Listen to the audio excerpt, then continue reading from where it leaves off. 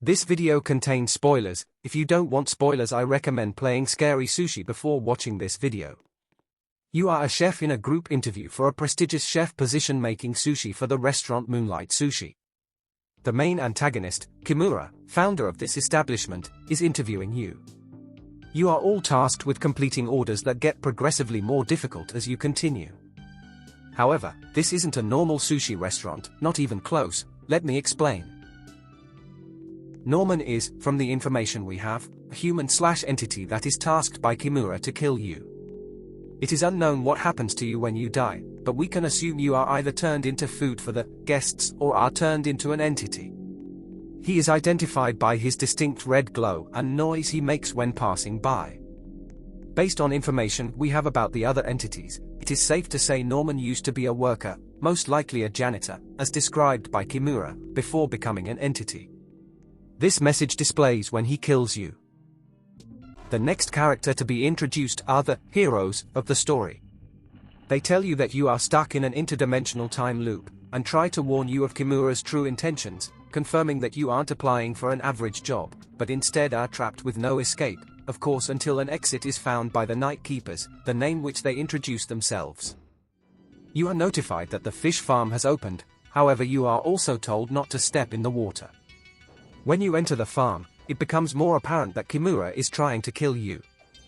He deliberately says not to step into the water, but it appears he is purposely trying to drown you, or is it? You later find out if someone dies, that you aren't just drowned, you die a horrible fate to a kraken-like creature named Oscar. Oscar is the second void entity. His origins are unknown, other than appearing from the void, as previously stated. However, we can assume that he went through the same process as Norman, but turned into a kraken.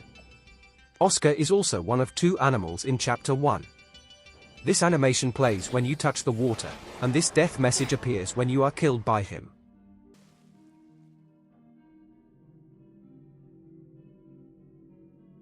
The Night Keepers appear yet again, to warn you he is harvesting and selling some type of mutant. This confirms the theory he is just in this to kill you and serve you as food to the guests. It also appears the pipes are leaking, but it is more likely Kimura did this to slow us down. However, we don't know if that is true, as it is never confirmed later in the plot.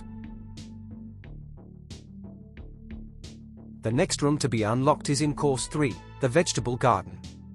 We can find a variety of vegetables in the garden, such as carrots, avocado, cucumbers, and radishes. Kimura also warns us to not go near the radishes, as their horticulturist Ivy likes them a lot, maybe too much. Ivy, the horticulturist, is a Venus flytrap-like entity that resides in the vegetable garden, appearing in Course 3. Again, we can assume that Ivy used to work as a horticulturist at Moonlight Sushi. We know this because of the definition of a horticulturist in real life. In short, a horticulturist is someone who specializes in plant life, basically a botanist or a gardener. Ivy has the ability of poisonous breath. If you avoid the poisonous breath, you are only temporarily blinded, but if you don't avoid it, you die. This death message displays when she kills you.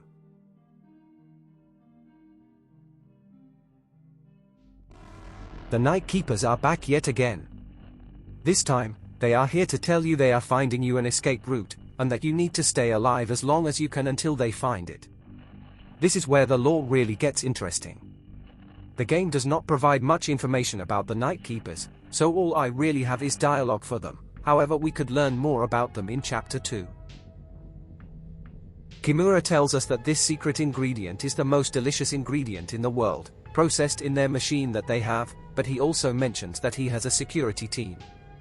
A security team made of large fly-like insects, called the triplets. They appear in Course 4. The security of the secret ingredient is really strict, considering you will die instantly upon touching their light.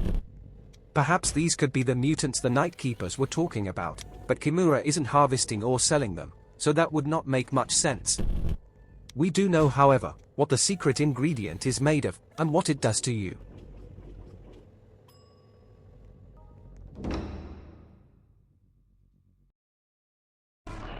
The Night Keepers finally find an exit for you, but you must travel to the second floor. They won't be able to keep it open for long, just enough time for you to get there. Kimura is obviously going to try and stop you from escaping. It is here we find out who we are actually serving sushi to, and why Flame kills us when we are late. Kimura tells us that there is a surprise course 5, as the guests want dessert. A new ingredient gets unlocked for dessert, the ingredient being you. Dessert must have taken place when the moon was out, because the guests you have been feeding turned into blobs, tasked to kill you. A chase ensues and you must make it to the elevator without dying. This is what the Night Keepers have been warning us about, and now we must survive. All of the monsters seen previously are blocking the paths we can take, leaving us with one. If we take a different path, or try to hide, we will die. Now that we made it into the elevator, that should end it, right? No more lore to go over. Wrong.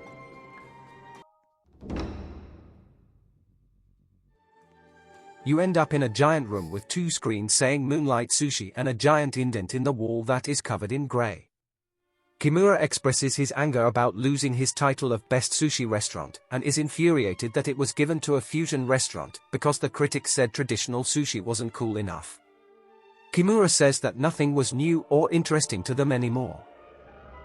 This perfectly describes the Night Watcher's warning about him harvesting and selling something that was mutant. As shown in the video, he is harvesting eggs from an animal that appears to be some type of giant anglerfish from the void, and is selling them by the barrel after going through a precise sanitation test and adding a liquid into the barrel, which I am assuming is just water. This scene here further proves that we were just unknowingly creating blob monsters by feeding the guests sushi, eventually leading to our possible demise, if we hadn't escaped quick enough. It shows a guest awaiting to try sushi, but then meeting the same fate of the guests in the dining room. Kimura tells us that the creature we just saw is from a different realm, that being the void. It has the most delicious foods ever found, which aligns with the secret ingredient, meaning the secret ingredient is most likely a liquid version of the eggs. Since we didn't die downstairs, he says he is going to come get us himself. It is not confirmed in the game if he has 2 forms, one as a human and one as a spider, or if he just used a picture of another human, but we can assume he has 2 forms until the developer tells us.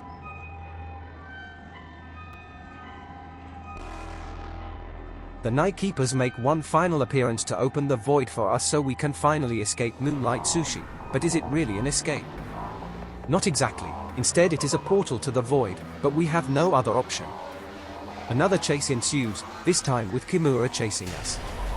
And we have to survive an epic.